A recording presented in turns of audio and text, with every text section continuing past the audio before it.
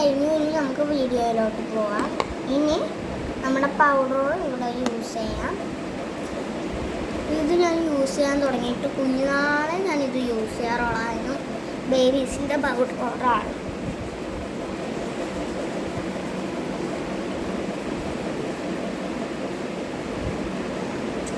ഇപ്പം പണ്ട് ഞാൻ ബേബീസിൻ്റെ പൗഡറാണ് യൂസ് ചെയ്യുമെങ്കിലും ഇപ്പം ഞാൻ ഈ ഒരു റോസിൻ്റെ പൗഡറാണ് യൂസ് ചെയ്യണം. നല്ലൊരു മണമൊക്കെ ആയിട്ട് എൻ്റെ ഫേവറേറ്റാണ്. ഇനി നമുക്ക്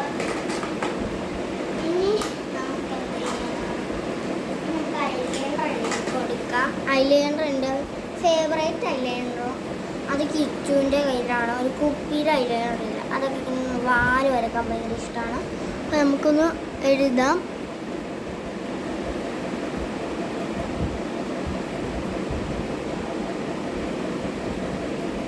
ഞാൻ എന്ത് ചെയ്തൊന്ന് എഴുതിയിട്ട് വരാം കേട്ടോ.